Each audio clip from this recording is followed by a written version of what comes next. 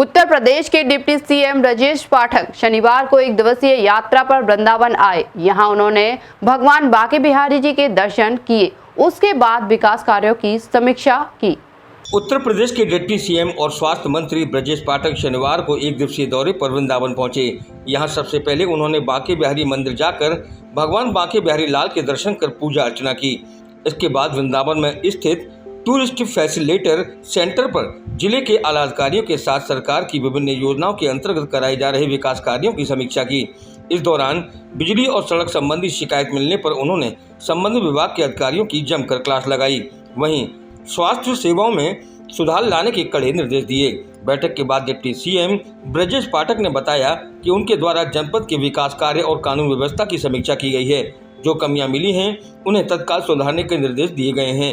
इसी के साथ उन्होंने ये भी बताया कि 25 दिन बाद वो फिर मथुरा आएंगे और तब विकास कार्यों की ठीक ढंग से समीक्षा करेंगे। उन्होंने कहा कि वृद्धा पेंशन, महिला पेंशन में किसी भी तरह की पेंडेंसी स्वीकार नहीं की जाएगी। सभी पात्र लोगों को पेंशन दी जाएगी और जो आवेदन करने से रह गए हैं उन्हें कैंप लगाकर पेंशन का लाभ दिया जाएगा। इसी के साथ उन्होंने कहा कि रविवार को बूस्टर डोज का महाअभियान शुरू हो रहा है, इसलिए जनपद वासी बूस्टर डोज अवश्य लगवाएं। वहीं उन्होंने सरकारी अस्पतालों में होने वाले प्रसव को लेकर कहा कि 48 घंटे बाद ही जच्चा बच्चा को डिस्चार्ज किया जाए। यातायात व्यवस्था को लेकर किए गए सवाल पर उन्होंने कहा कि उनके संज्ञान में अभी आया है, अधिकारियों से बात करेंगे। कार्यों की बिंदुवार समीक्षा की गई है, सभी विभागों की कानून व्यवस्था की भी समीक्षा की गई है और जो कमियां पाई गई हैं उसको दुरुस्तीकरण के निर्देश दिए गए हैं। 25 दिन के बाद हम दोबारा इस बात की इनसे रिटर्न रिपोर्ट मांगे हैं कि जो भी कमियां हैं उनको हमें तत्काल प्रस्तुत करें, दुरुस्त करें। सभी जनप्रतिनिधियों से संपर्क लगातार बनाए रखें और जनप्रतिनिधियों को हर विकास कार्य में हम शामिल करेंगे। उनकी इच्छा के अनुरूप, जनता की इच्छा के अनुरूप काम करेंगे।